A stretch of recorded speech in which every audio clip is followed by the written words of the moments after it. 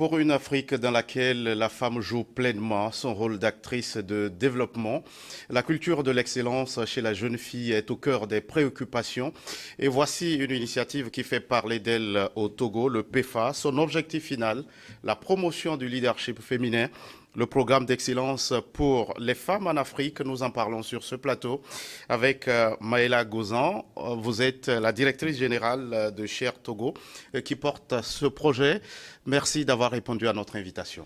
Bonjour Gaëtan, merci beaucoup à vous de m'avoir invité et pour l'opportunité pour nous permettre justement de parler de ce programme, le programme d'excellence pour la femme en Afrique. Alors, Maïla, un programme de formation, comme on le dit, de jeunes étudiantes encore inscrites à l'université. En quoi cette initiative était-elle importante pour vous ? Alors, je vais juste faire une petite correction. Le programme, il est ouvert également aux jeunes filles qui ont fini leur cursus universitaire, tant qu'elles ont au moins un niveau de licence, donc licence 3. Alors, la formation, elle était importante pour nous parce qu'on voulait vraiment révéler le potentiel des jeunes filles togolaises et à une plus grande échelle africaine, car nos jeunes filles sont souvent très réservées, elles n'osent pas. Donc, à travers ce programme, on a pu vraiment aller chercher tous ces talents cachés parce que vous allez le voir, on a beaucoup de jeunes filles talentueuses au Togo. Alors, on a de jeunes filles talentueuses au Togo. Alors, quelle est la plus-value de cette initiative et qu'est-ce qu'elle comporte comme programme ?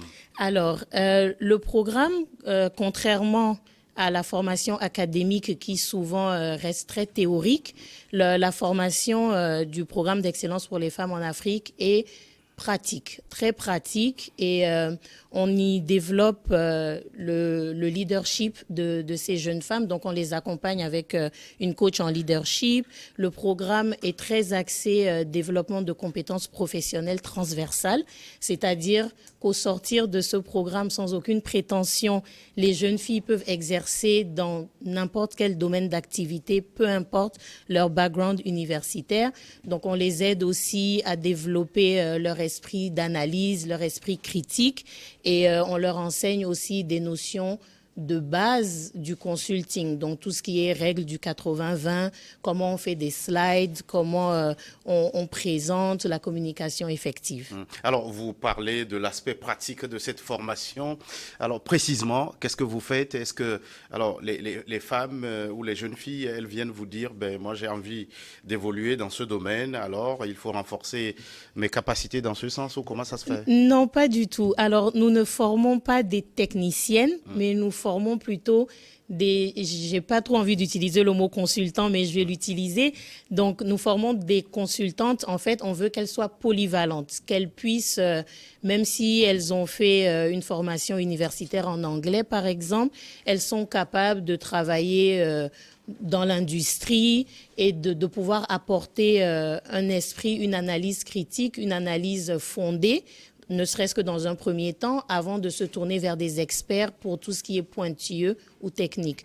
Donc, c'est une formation dans laquelle on favorise beaucoup les stages parce que ça leur permet à ces jeunes filles d'être vraiment connectées au monde de l'emploi et de commencer vraiment à sortir de la zone de confort théorique de l'université. Alors, d'où vous est venue cette initiative ? Est-ce que vous êtes parti d'un constat selon lequel la jeune fille semble avoir certains défis à relever ? Alors, nous avons un autre programme qui est le programme présidentiel d'excellence, qui lui est un programme mixte, donc ouvert à la jeunesse universitaire également. Et nous avions constaté que sur ce programme, il y avait très peu de filles qui postulaient. Et pourtant, parmi les quelques filles qui participaient à ce programme, elles étaient parmi les plus brillants à la fin du programme. Donc, nous nous sommes dit qu'il y avait peut-être un peu trop de réserve de ces jeunes femmes. Et donc, nous allions essayer, donc c'était un test, de voir si vraiment ces pépites féminines étaient bien présentes. C'est de là qu'est né le programme spécial femmes, donc le programme d'excellence pour les femmes en Afrique. Et franchement, la mobilisation a été grande. Nous avons eu sur la première promotion environ 2500 candidatures. Donc ça prouve quand même qu'elles sont volontaires et qu'elles ont peut-être un peu peur. Donc le programme, tout au long du programme, on essaie vraiment de renforcer leur confiance en elles et de vraiment les rendre plus audacieuses. Alors, ce programme suscite beaucoup d'intérêt au regard des candidatures que vous enregistrez. Maïla, et le 15 décembre dernier a marqué la rentrée d'une deuxième promotion de ce PEFA. D'où viennent les 60 filles qui ont été sélectionnées et quels sont les critères sur lesquels vous faites votre choix? D'accord. Alors, la sélection se fait sur tout le territoire togolais. Comme je l'ai dit tout à l'heure, tant que les jeunes filles ont au moins un niveau de licence 3 et au plus 30 ans avant le démarrage du programme. Donc, nous lançons l'appel à candidature que nous circulons beaucoup plus sur les réseaux sociaux parce que c'est ce qui marche avec les jeunes. Et donc, on fait la promotion sur une trentaine de jours. Et ensuite, elles sont sélectionnées à travers des tests. Donc, nous avons une sélection, un processus en 3 étapes. Tout d'abord, un test de sélection écrit qui lui-même est composé de 3 parties. Donc, une partie analytique où on teste un peu la logique, les mathématiques, la rapidité de ces jeunes filles, une trentaine de minutes. Et nous avons ensuite 2 rédactions, une en français sur l'actualité togolaise et une autre en anglais sur les réalités du monde, les questions féminines. Et pourquoi l'anglais? Parce que on veut déjà tester le niveau de compréhension et de rédaction de ces jeunes filles en anglais et pour leur donner une ouverture sur le monde parce que le programme est donné principalement en anglais. Alors, si vous devriez jeter un regard rétrospectif, un coup d'œil dans le rétroviseur, quel bilan feriez-vous de cette deuxième promotion?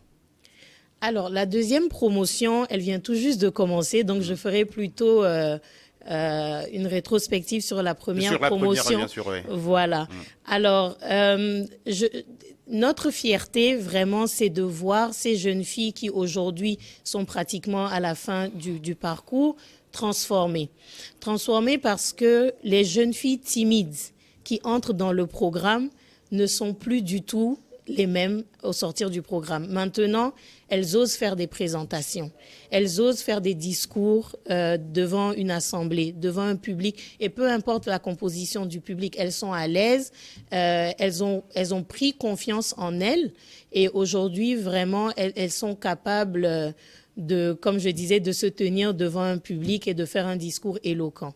Alors, après ces formations, est-ce qu'il y a des démarches visant à les faire insérer dans des entreprises, dans l'administration? Quel avenir pour ces filles que vous formez? D'accord. Juste avant de répondre à cette question, je vais revenir un peu sur le processus de sélection. Oui, allez-y. Où j'ai omis de vous dire qu'après la phase écrite, elles sont soumises à 2 phases d'entretien oraux.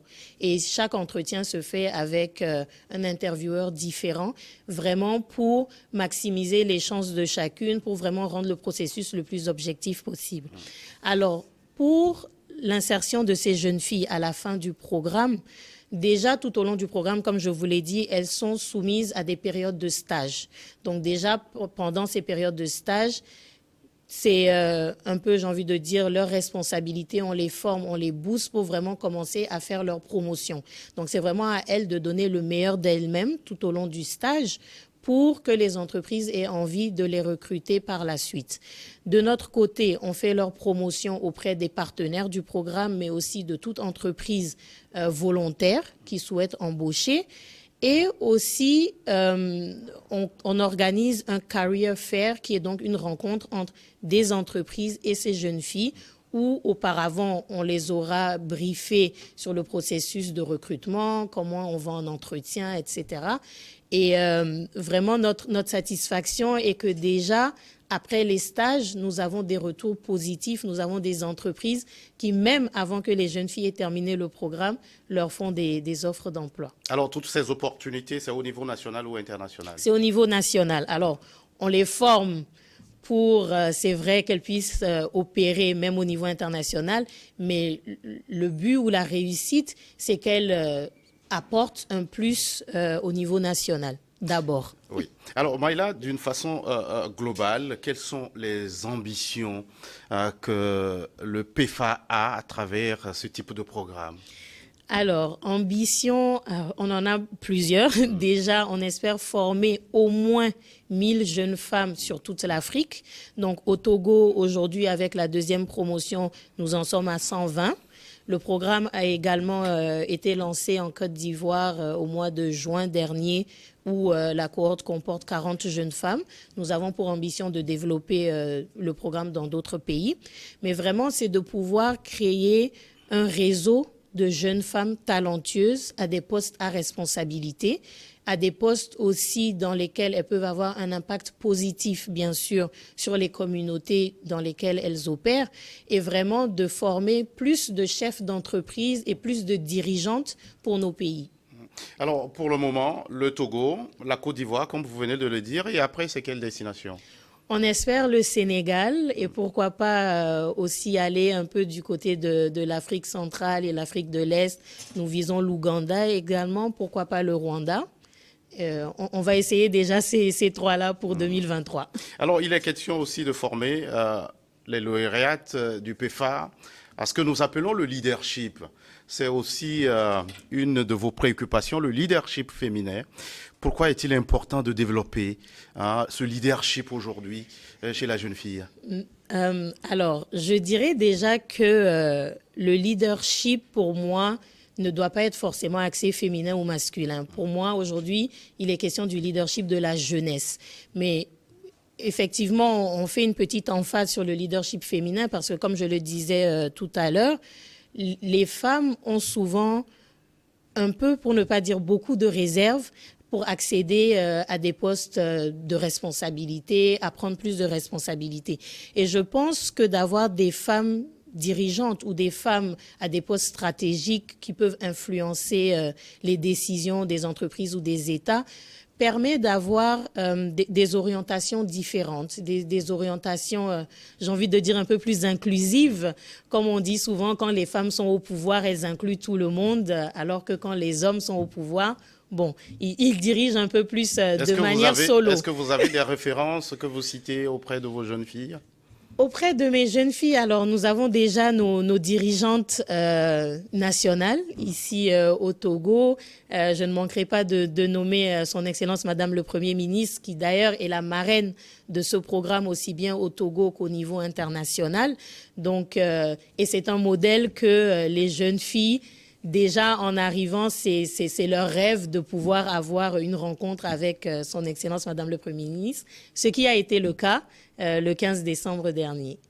Alors, pour celles qui n'ont pas la chance d'être comptées parmi les 1000 jeunes formés au terme de ce programme, qu'est-ce que vous leur dites pour rester motivés à poursuivre leurs rêves tout de même? Alors, ce qui est magnifique avec notre programme, c'est que la culture qu'on inculque aux participantes, c'est la culture du do well, do good. C'est-à-dire qu'on veut qu'elles soient performantes pour elles-mêmes du lundi au vendredi dans leur emploi de 9h à 5h, mais en même temps qu'à travers cet emploi, elles puissent, comme je disais, redonner à leur communauté, donc avoir un impact sur leurs jeunes sœurs et même leurs jeunes frères. Donc, c'est vraiment à travers ces jeunes filles du programme que les autres qui ont postulé mais qui n'ont pas pu être retenues ou même celles qui n'ont pas postulé peuvent bénéficier. Donc, c'est vraiment à nos lauréates d'impacter la communauté et d'encourager leurs jeunes sœurs à vraiment foncer, toujours foncer, donner le meilleur d'elles-mêmes. Alors, la question de l'emploi, c'est une préoccupation pour la jeunesse en général. Est-ce qu'au niveau du PEFA, vous mettez un point d'honneur sur l'entrepreneuriat des jeunes? Tout à fait. Bien sûr, le programme, alors, il dure 2 ans. Et toute la deuxième année est consacrée à l'entrepreneuriat. Donc, un module entrepreneuriat au cours duquel on encourage les jeunes filles à apporter des idées d'entreprise. Donc, elles sont en compétition et toutes les 60 jeunes filles soumettent une idée de projet entrepreneurial. Et il faut que ce projet soit innovant, il faut qu'il puisse être réplicable à une échelle internationale. Donc, pendant déjà 6 mois, Elles passent à travers des processus de sélection où on sélectionne les meilleurs projets. Ensuite, elles se mettent en équipe pour vraiment développer un projet entrepreneurial. Et d'ailleurs, c'est comme je le disais, c'est une compétition cette deuxième année. Et les meilleurs projets, à la fin, sont accompagnés par Share sur une période de 12 mois, accompagnement technique et financier pour vraiment veiller à l'implémentation de leur start-up.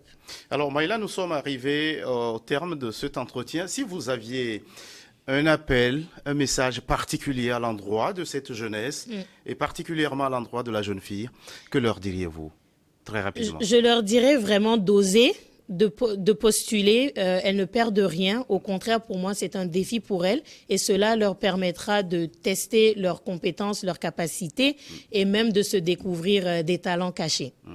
Merci Maïla Gozan d'être passée sur ce plateau. Vous êtes la directrice générale de Share Togo qui porte le projet PEFA, Programme d'excellence pour les femmes en Afrique. Merci à vous qui êtes restés à notre compagnie. À très vite pour un autre numéro de votre émission Focus.